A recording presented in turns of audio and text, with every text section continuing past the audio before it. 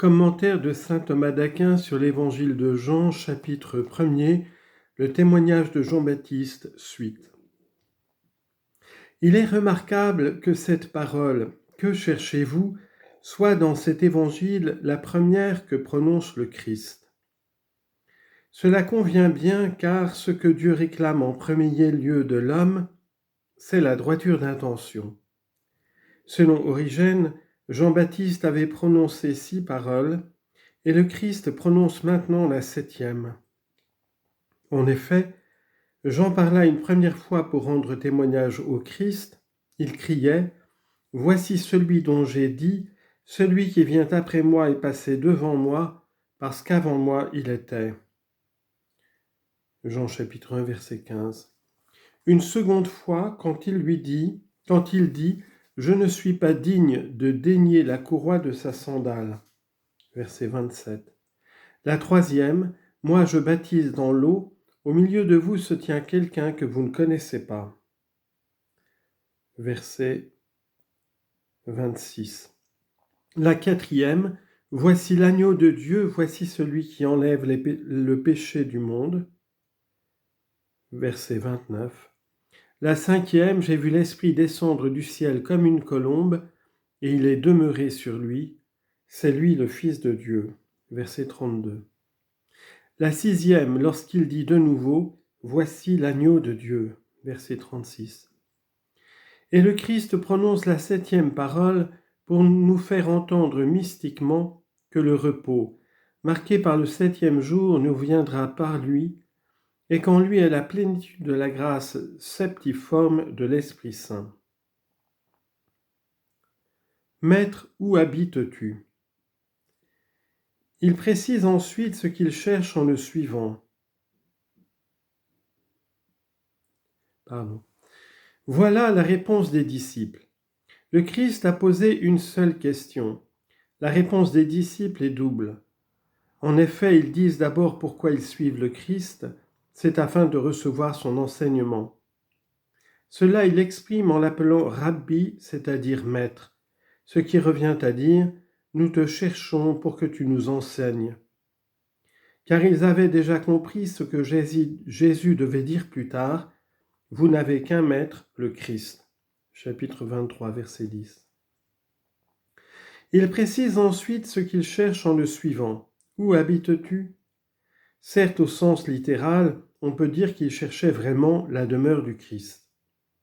En effet, ils avaient entendu dire par Jean tant de choses grandes et admirables qu'ils ne voulaient pas interroger Jésus en passant, ni une seule fois, mais souvent et à loisir.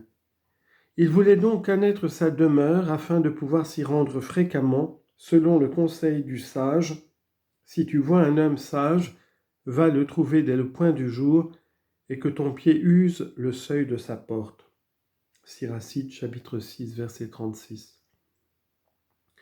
Et suivant cette parole de la sagesse, heureux qui m'écoute et veille à ma porte chaque jour. Proverbe, chapitre 28, verset 34.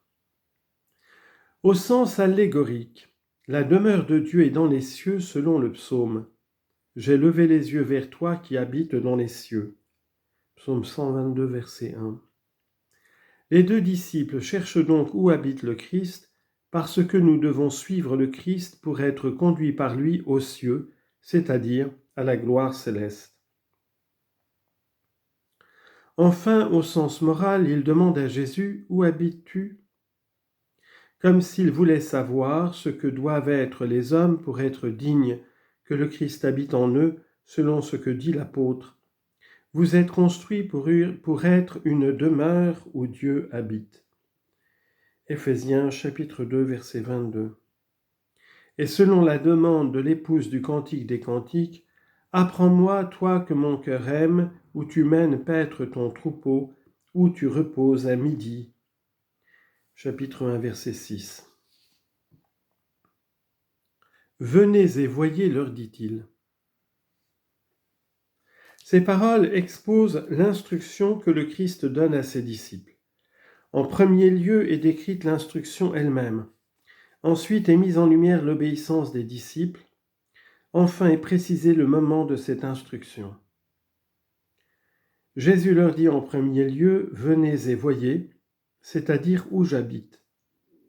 Mais ici se pose une question, puisque le Seigneur dit, « Le Fils de l'homme n'a pas où reposer sa tête ».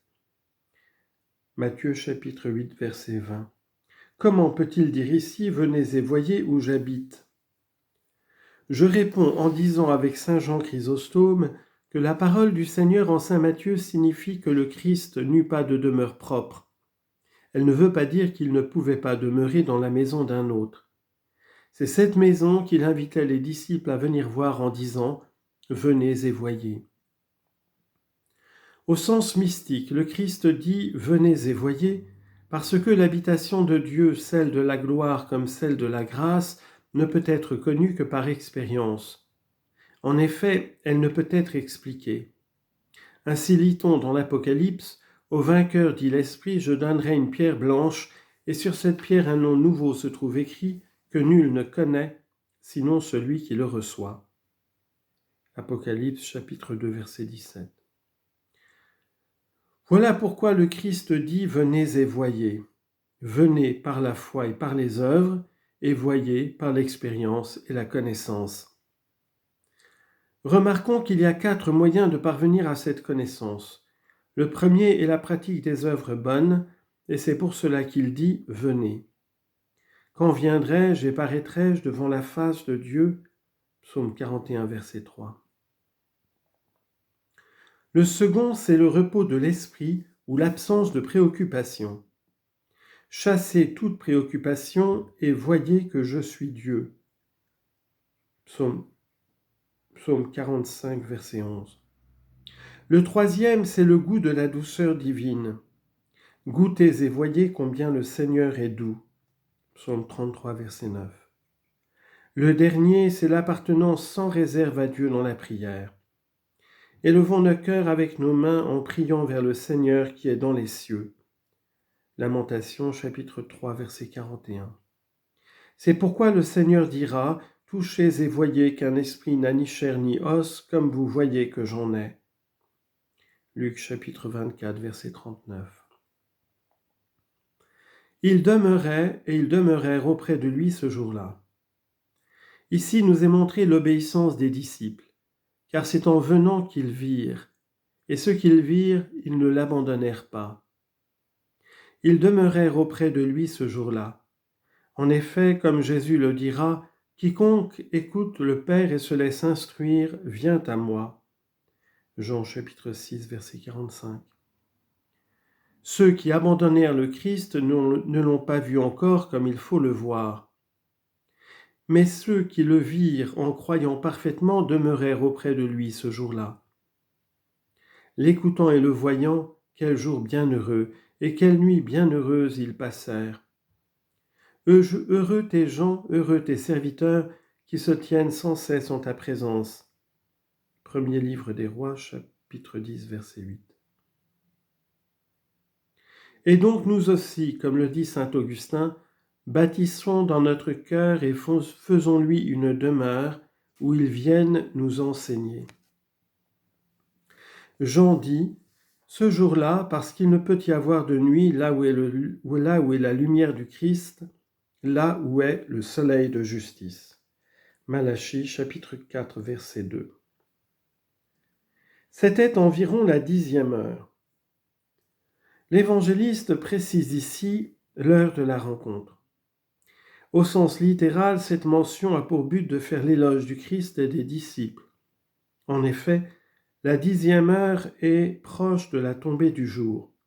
C'est à la louange du Christ qui avait tant de zèle pour enseigner que malgré l'heure tardive, il n'a pas différé de les enseigner, mais les a enseignés à la 10e heure. Dès le matin sème ta semence et le soir ne laisse pas reposer ta main. Qoélète chapitre 11 verset 6. Par là, l'évangéliste loue encore la sobriété des disciples. En effet, à la 10e heure, les hommes ont ordinairement achevé leur repas et sont alors moins capables de recevoir la sagesse. Eux étaient sobres et donc bien disposés pour écouter la sagesse. À cela, rien d'étonnant. Ils avaient été disciples de Jean, qui avait pour boisson l'eau et pour nourriture des sauterelles et du miel sauvage. D'après saint Augustin, cette 10e heure signifie la loi qui fut donnée en 10 commandements. C'était donc la 10e heure quand les disciples vinrent au Christ, demeurèrent avec lui et reçurent son enseignement, afin que fût accomplie par le Christ la loi qui ne pouvait être accomplie par les Juifs.